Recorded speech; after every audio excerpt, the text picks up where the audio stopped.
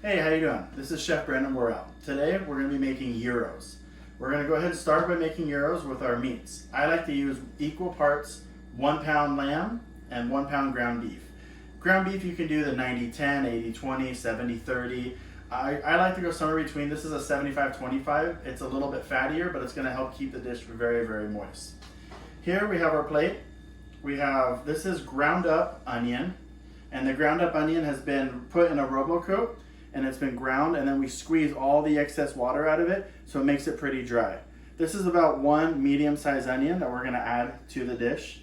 To that, we have about 1 tablespoon of chopped garlic, about 2 teaspoons of fresh chopped parsley.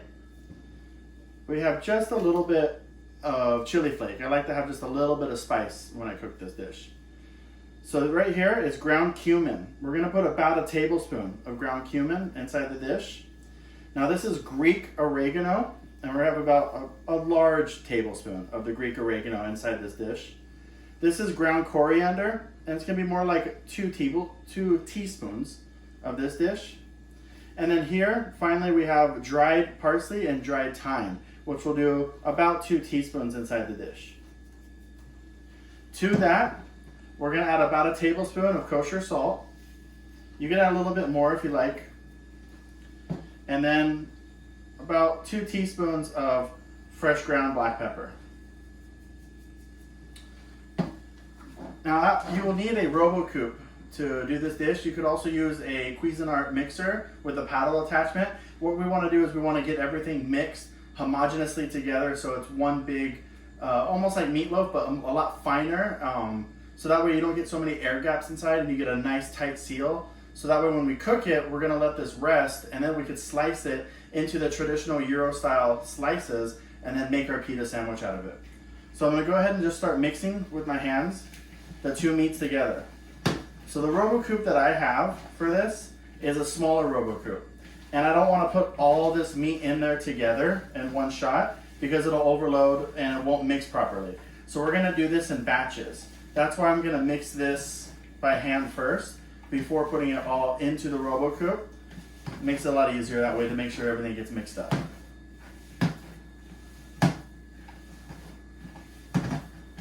Okay, so right about there, we're gonna go ahead and we're gonna start by putting a little bit of the mixture in there. Now, if you have a large RoboCoop, you can probably fit the whole mixture into your RoboCoop in one shot.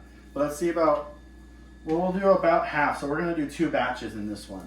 So just spread it out evenly across it. So now that we have our Cuisinart food processor ready with half the mixture, go ahead and put everything in there, lock it down, and go ahead and start it. I like to pulse it instead of just turning it on, but to make sure that you can get it all nice and mixed up in there.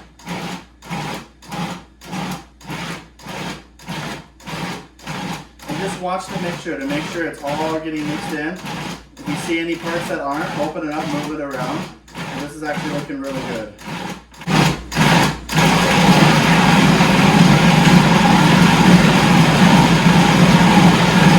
Okay.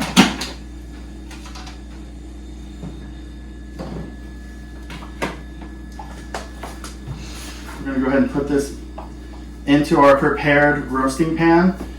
And inside this roasting pan, I have sprayed it with non-stick spray. It helps with the cleaning and make sure that the meat comes right out of it, nothing sticks to it.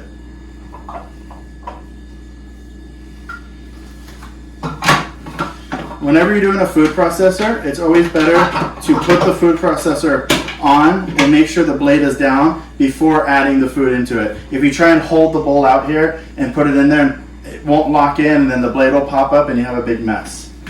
So here goes the last part.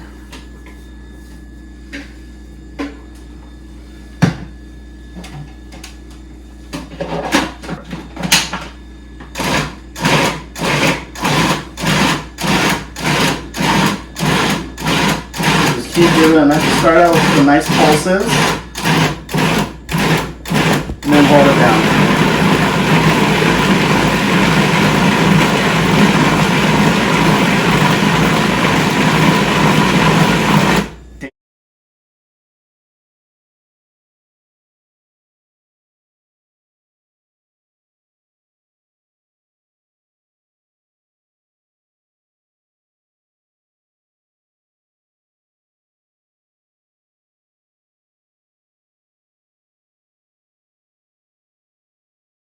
Now, what you want to do with this is you want to get it all pushed down together.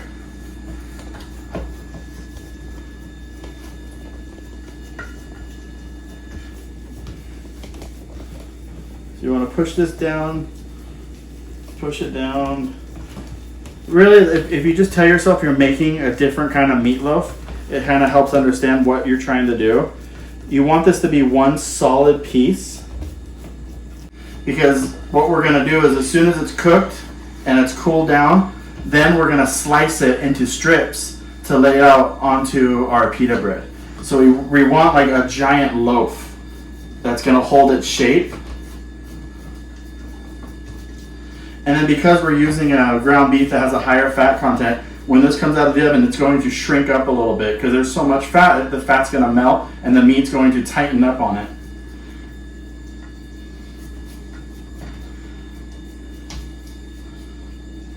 Okay, so once you feel you got that nice and packed in there, you'll go ahead and wash your hands. I already have our oven preheated to 325 degrees, and something this size should take somewhere between 45 and 60 minutes. What I'll do is set a timer for 35 minutes, and then I'm going to check the internal temperature.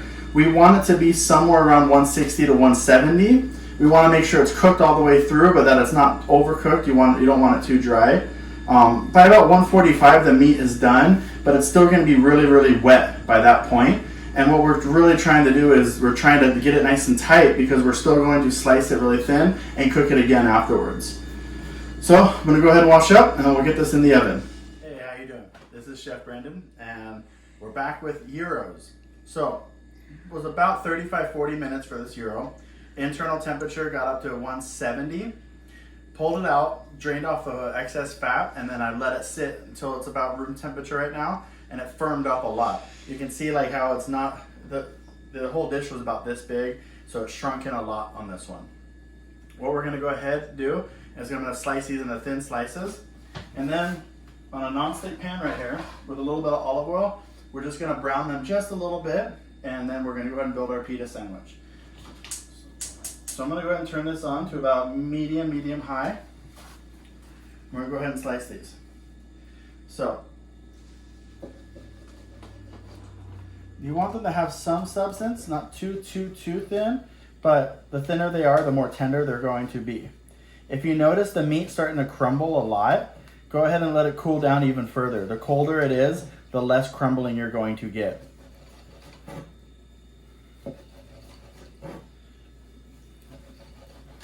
Okay, so now that the pan is nice and hot, we're going to go ahead with our gyro meat slices and just lay them inside the pan.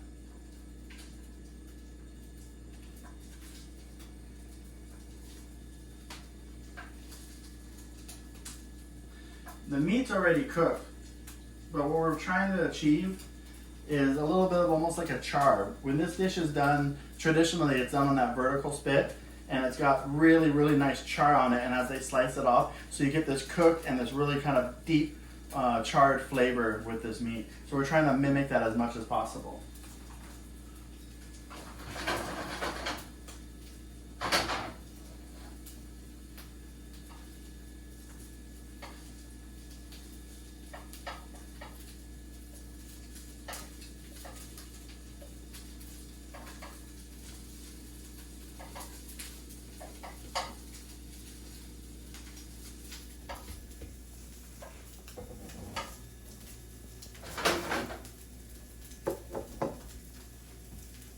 You could do this dish ahead of time and leave the loaf in the fridge and then take it out the next day, slice it really, really thin and cook it as well. You could put this on the barbecue. You could also, if you have a rotisserie barbecue, before you're putting it in the oven, you could actually roll it into a tube and put your rotisserie through it, put it onto your barbecue, and do it in the traditional style.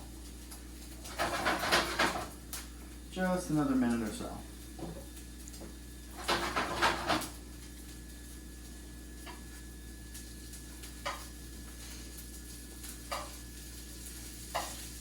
Okay. Just giving it a little bit of a flip. So what we're looking for here is nice little bits of seared kind of charred meat on there, which is perfect. You can let it go as long as you like, But for me, that's fine just like that. So to assemble your pita sandwich, you're gonna need pita bread. You can do store-bought pita, but for this one, we went ahead and made our own pita. And you'll notice that with pita bread, it always has the bubbly side and more of like the cooked flatter side. I like to put everything on the softer inside and then have like the kind of the flatter side as my outside has a lot more structure to it. I'm gonna put that down. I'm gonna go ahead and start with some of the gyro meat.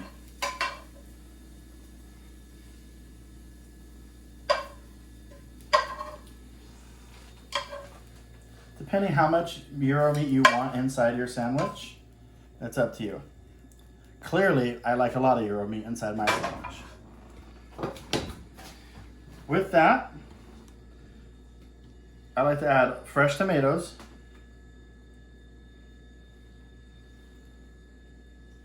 I like to add fresh cucumber.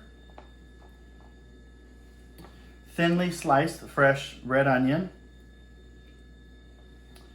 Shredded romaine lettuce, and you could use any kind of lettuce you like. Our homemade tzatziki sauce. And again, this is also depending on how much you like in yours. Again, I do like a lot in mine.